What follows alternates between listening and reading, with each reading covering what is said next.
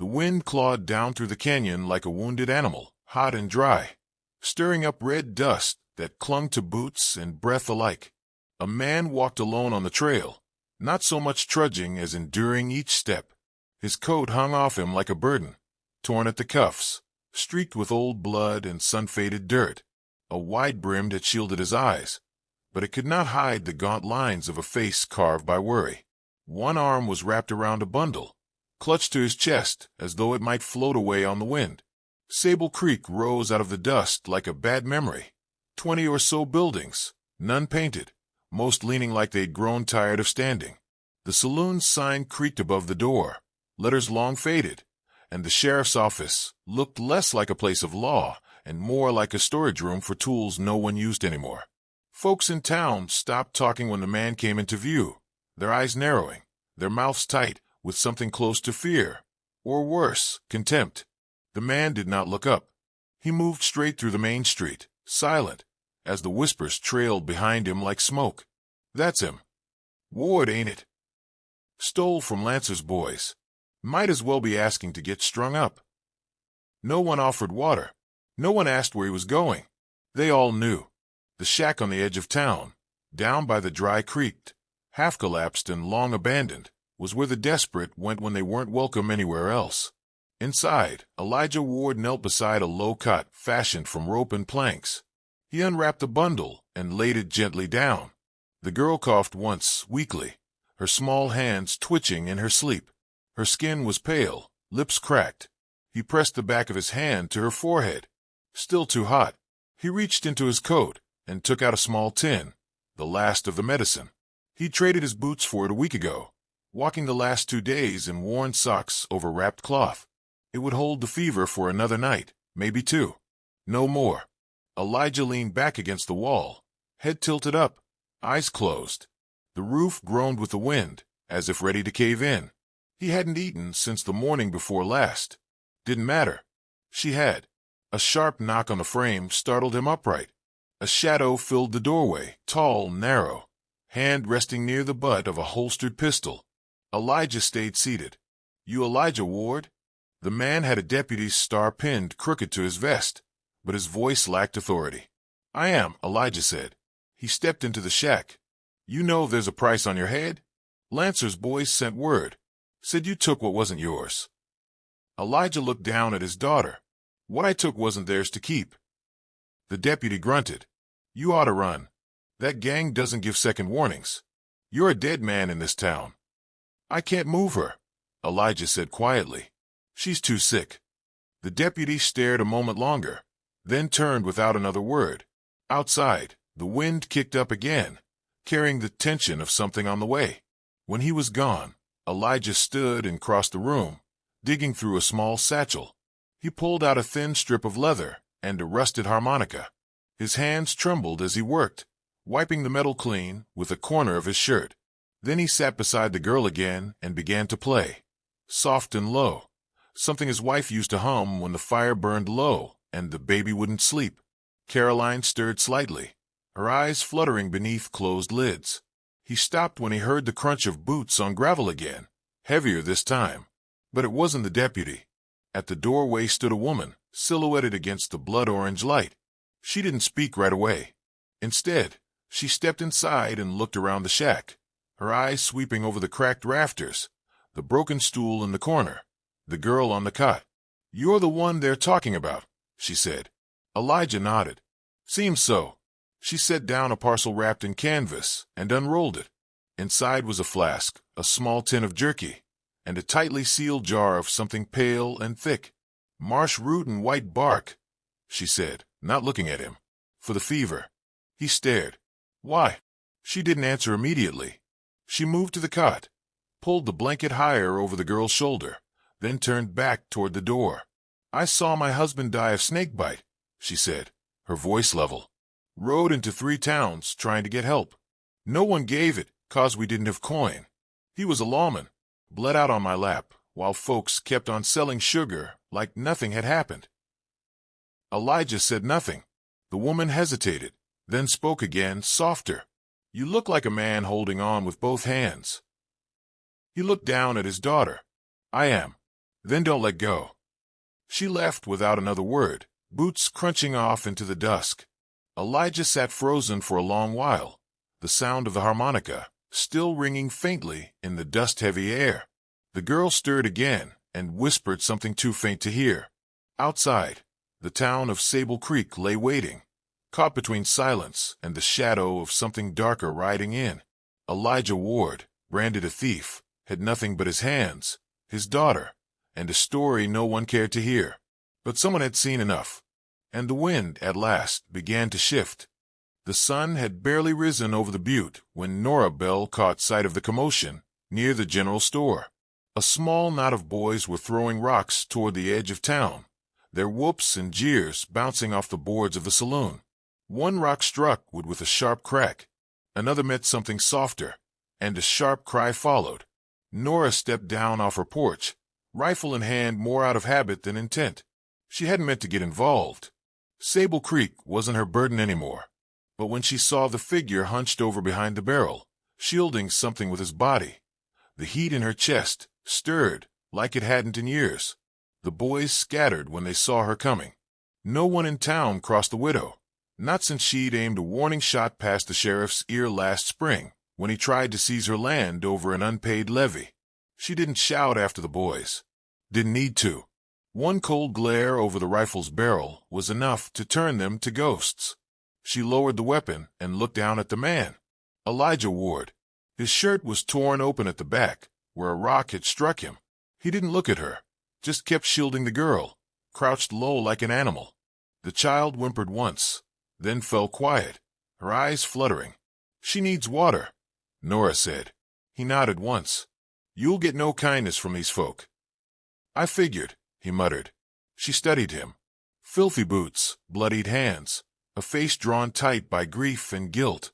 But it wasn't desperation she saw there.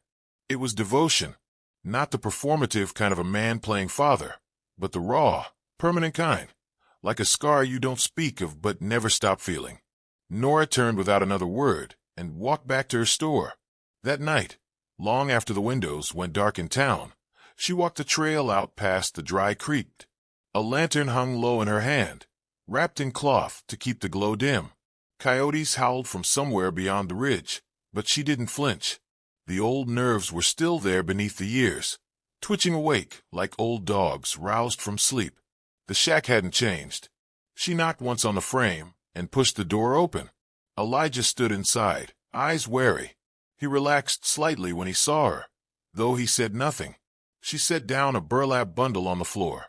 "Dried meat. Boiled roots. What's left of my morphine bottle? Don't waste it. Just a drop when she can't breathe." He stared at the bundle, then up at her. "You knew my name," he said. She gave a short nod.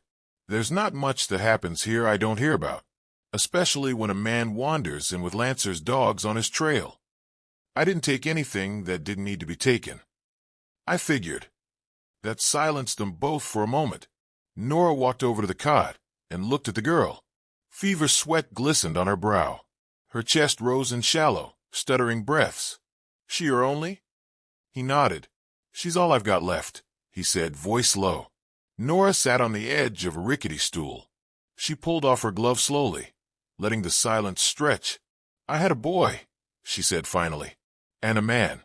Both buried now. Outlaws came through in '75. My husband stood with the badge. Took a bullet to the ribs. I tried to keep the boy hidden. Didn't work. They left with our last mule and nothing else." Elijah didn't offer pity.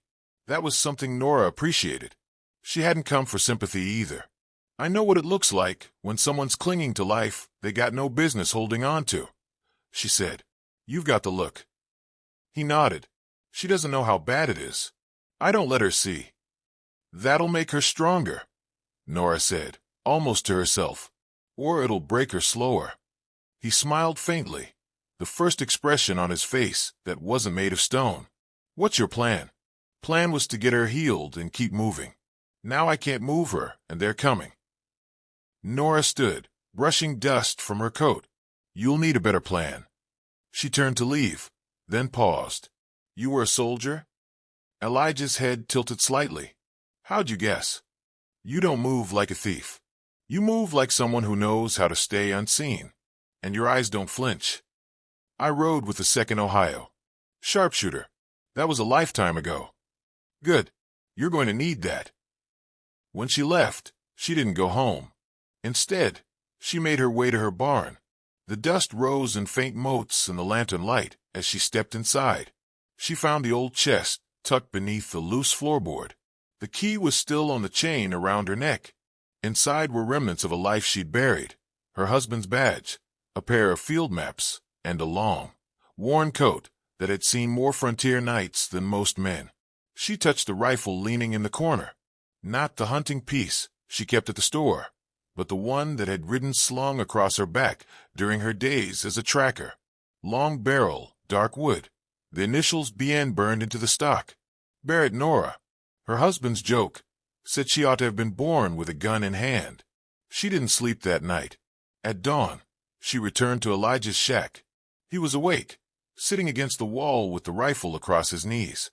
The girl lay quiet, but her breathing sounded stronger. "They'll be here by sundown," she said. "Maybe less." He nodded. "I won't let them take her." "You won't have to." She tossed a small map roll onto the floor between them. "There's a canyon trail west of town. Hollow Man's Pass. Old mining route, full of switchbacks and sound traps. Perfect place for ghosts." He picked up the map and studied it. "You trying to get us killed?" he asked. "I'm trying to make you hard to catch," she replied. He looked up at her then. For the first time, there was something like belief behind his eyes. She met it with something just as steady, conviction. "Why are you helping me?" he asked. Nora didn't answer right away. Instead, she moved to the girl and pressed a cool rag to her forehead. "Because she's still breathing," she said softly. "And because I never got the chance to save my own." Outside, the wind had shifted again. It smelled of sweat, gun oil, and horses, signs of riders closing in. But inside that shack, for the first time since Elijah had crossed into Sable Creek, there was more than survival in the air. There was purpose. And with purpose came the promise of a fight worth taking. By late afternoon, the sun was a dull coin in a gray sky, half hidden behind wind-blown dust. The air tasted of copper and thunder, though there wasn't a cloud in sight. The whole town of Sable Creek had grown quieter, like even the crows had taken shelter. Folks peered from behind curtains and saloon shutters, their mouths tight and their hands nowhere near their hearts. Word had passed without words. Lancers' riders were coming. At the edge of town, Nora Bell stood at the mouth of Hollow Man's Pass, long coat stirring with each gust. Her rifle was slung across her back, and 2 satchels hung from the saddle of her old gray mare. Elijah was there too, crouched behind a rock shelf, scanning the canyon trail beyond with narrowed eyes. Between them, the plan was simple. Let them ride in deep, where Echo played tricks and trail narrowed to a ribbon. Then give them hell they wouldn't forget. Caroline lay hidden beneath the overhang, wrapped in a bedroll, her small chest rising slow and steady. She'd taken the last of the root tincture without fuss, eyes too heavy to argue. "You stay quiet now," Elijah had told her. "Think about the orchard," he'd said, a story he used often. Trees she'd never seen. Smell the apples. Hold on to the light. She had smiled faintly and closed her eyes. Now came hoofbeats, first one, then many. Elijah counted 6 riders descending the east trail. Dust rose behind them like a storm cloud. At the lead was a brute with a shaved head and the kind of grin that suggested he liked to start fires more than finish fights. Lance Hardin, better known as Lancer, didn't bother hiding who he was. The man wore cruelty like a badge. His boys followed close, cocky and careless, rifles across laps, cigars between teeth. Nora crouched beside Elijah, her voice low. "You see the one with the green scarf? That's Rook. Sharpest shot they've got. Take him first." I was already thinking it. She handed him a small pouch. Inside were 3 cartridges, each etched with a cross. Black powder. Hand-packed. Loud as thunder. Elijah loaded one and waited. Lancer and his men dismounted just inside the canyon's throat, a move meant to show they weren't in a hurry. They didn't see the glint of a rifle scope hidden in a jagged crevice above them. They didn't hear the breath catch in Elijah's throat as he steadied his aim. He squeezed the trigger. The shot cracked like a lightning strike, echo bouncing wild across the canyon. Rook dropped before he even knew he'd been spotted, one knee buckling, then the other, his rifle tumbling from limp fingers. Chaos followed. Lancer shouted, spinning toward the sound, his men scrambling for cover that wasn't there. Another shot rang out, this one from Nora. A rider fell sideways, howling, clutching a shoulder that spilled red down his arm like water from a broken jug. The rest scattered, firing blind into the rocks. They'll split left and right, Elijah said, reloading. Let 'em. The walls here echo worse than a preacher's guilt. We'll make 'em think we're a dozen deep. She lit a fuse and tossed a stone charge down the ravine. It hit the rocks with a clatter, then boomed loud enough to shake dust from the canyon walls. Lancer's men ducked, scrambled, swore. Another shot cracked from Nora's side. Another man down. Then came silence. Smoke drifted between the rocks, curling around brush and bones. Elijah scanned the shadows. 3 down. That leaves. A sudden movement. Lancer himself, charging up the trail, rifle in hand, mouth twisted with fury. He fired once, twice. The second shot grazed a rock near Elijah's ear. He ducked, heart hammering. Nora rose from her cover and fired from the hip, the shot kicking dirt into Lancer's path. He stumbled, cursed, then vanished behind a jagged outcrop. He's trying to flank, she said. I'll draw him out. No, she looked him dead in the eye. I'll do it. Before he could object, she was moving, low and quick along the wall, ghosting through the stones like a memory. She disappeared around the bend where Lancer had gone. Elijah checked Caroline once more, still asleep, still breathing, then followed at a distance, rifle tight in his grip. The canyon narrowed near the bend. Rock faces closed in like jaws. From the far end came the sound of steel on stone, Nora's boots skidding. Then a shout. Elijah didn't think. He rounded the bend at a sprint. Nora was on one knee, her rifle knocked from her grasp. Lancer stood over her, pistol raised, blood running from a cut across his brow. You think you can hide thieves and shoot my men? He spat. You're just another bitter widow in a dead town. Funny, she said, breathing hard. I was about to say the same about you. Lancer turned at the sound of footfalls, too late. Elijah fired.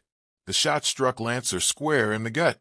He staggered backward, disbelief frozen on his face. Another step, and he was over the ledge, crashing into brush below, with a sound like a sack of bones dropped in a riverbed. Nora stood slowly, wiping blood from her temple. You all right? She nodded once. He talked too much. Together, they climbed back to the trailhead. The canyon lay quiet again. Elijah checked the girl. Her breathing had steadied. The fever had finally broken. He looked at Nora. You saved us. No, she said. You did that. I just gave you a place to stand. Night fell heavy across Sable Creek. The wind carried no more hoofbeats, just silence, and something like peace. Morning came slow and gold, stretching long shadows across the rocks like fingers hesitant to let go of the night. The canyon had quieted, holding its breath as if afraid to disturb what had been settled in blood. Wind whispered through the pass, carrying only dust and the last trace of gunpowder.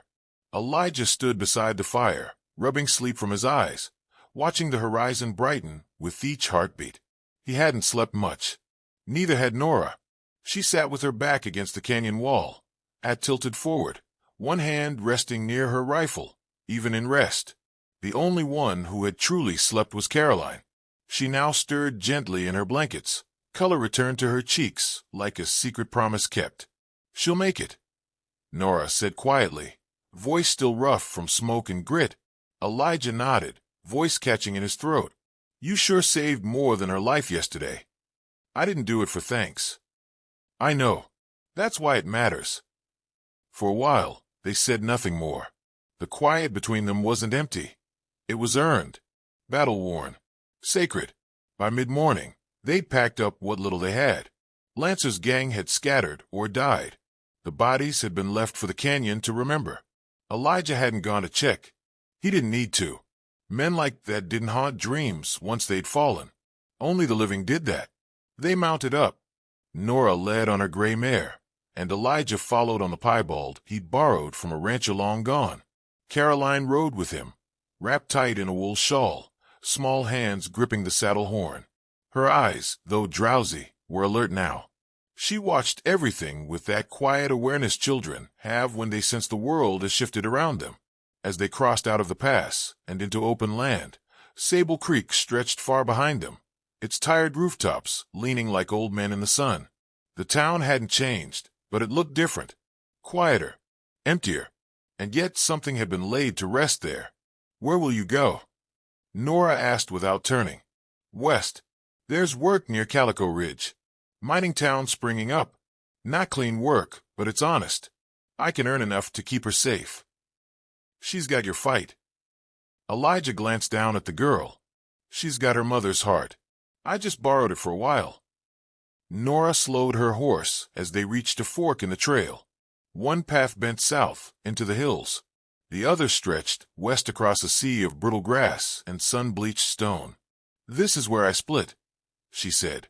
He dismounted, helping Caroline down gently, then walked to stand beside Nora. "You never said why you helped us."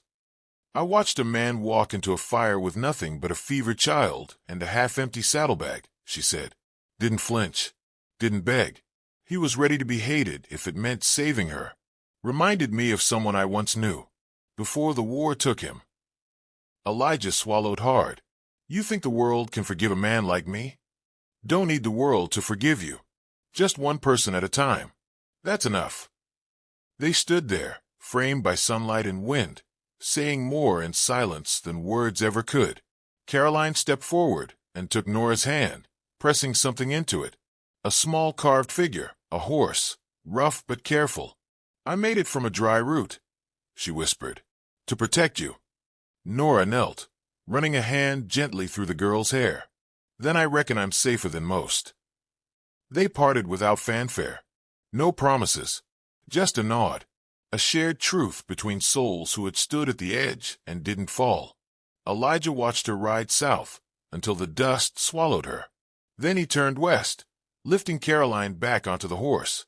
The road was long and the sun was fierce, but the weight on his shoulders had shifted. He no longer carried guilt alone. It had been tempered in fire, reshaped into resolve. Behind him, Sable Creek would tell stories of the outlaw with a daughter and the widow who didn't flinch. They'd argue the details, get the names wrong, forget how many men fell, but the tale would remain. And maybe someday, years down the trail, a child would ask about a stranger who came through the canyon and left justice in his wake. And an old voice would answer, low and sure, like telling a sacred prayer. He was branded a thief by outlaws, but she saw only a father, holding on for his child.